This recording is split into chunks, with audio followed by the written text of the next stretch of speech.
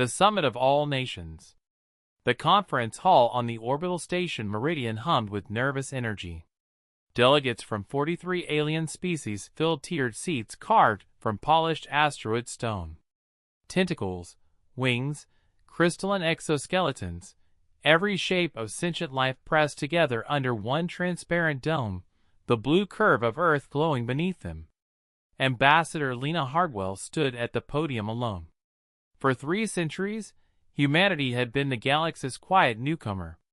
Polite. Eager. Slightly behind the curve on faster-than-light theory. The other species had tolerated them the way elders tolerate a promising child, with patient, condescending affection. Today, that would end. "Thank you all for accepting our invitation," Lena began, her voice steady. "We have something to show you. Something we have kept private until now."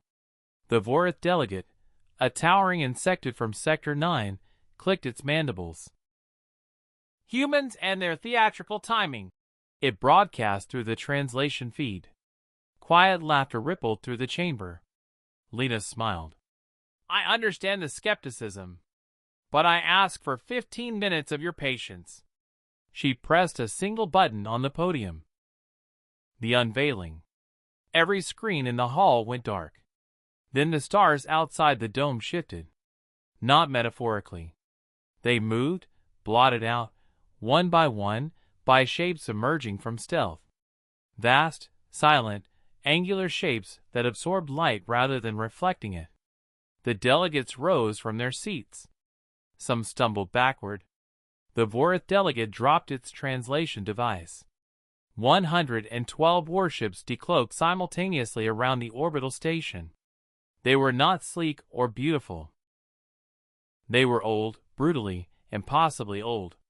Their hulls were scarred with the marks of battles fought before most species in the hull had discovered fire. Ancient kill markings ran across their surfaces in scripts no living linguist could read. Each vessel was the size of a small moon, bristling with weapons technology that made the galaxy's most advanced military hardware look like children's toys. "What?" The Korathi ambassador stood, its bioluminescent skin flickering in alarm. "What are those?" "They are ours," Lena said simply. The history no one knew. The silence lasted 11 full seconds. Lena had counted on it. 40,000 years ago," she began, pulling up a holographic timeline. "Before Mesopotamia, before Egypt, before any civilization you know by name, humanity was something else entirely. We were a spacefaring military empire. We called ourselves the Arden." The timeline bloomed with images. Ancient Earth cities that stretched into orbit, black-hulled fleets cutting through distant solar systems, engagements with threats so catastrophic they had reshaped entire star clusters. "We fought a war," Lena continued. "A long one. Against something that no longer exists, because we made certain of that. The cost was everything. Our technology, our memory, our civilization. We collapsed back to zero and crawled forward again from caves and stone tools." She let that settle. "The ships survived because we hid them, deep in the gas pockets of Jupiter, sealed in crypts beneath the ice of Europa. Generation after generation of silent keepers maintained them, passing the knowledge forward through secret lines, waiting for the day humanity would be ready to reclaim what we once were." The Vorith delegate finally found its voice. "You let us believe you were primitive. We let you underestimate us," Lena corrected gently. "There is a difference." The new order. The questions erupted all at once. 43 translators firing simultaneously in a chaos of outrage, fear, and something that, in several species, registered unmistakably as awe.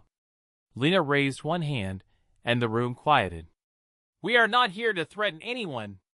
We are here because a new threat is coming, the same class of entity we faced 40 millennia ago. Our deep-range sensors detected it 8 months ago. We have been preparing quietly ever since." She turned to face the full chamber, meeting as many eyes, compound, singular, and otherwise, as she could. We did not reveal ourselves to dominate this council. We revealed ourselves because we cannot fight what is coming alone. And neither can you. Another long silence filled the dome. Then, slowly, the Korathi ambassador sat back down and folded its hands. Tell us, it said, what you need. The stars rewritten. Outside the dome, the ancient warships held their positions, patient, dark, and vast. Humanity had spent 40,000 years pretending to be small.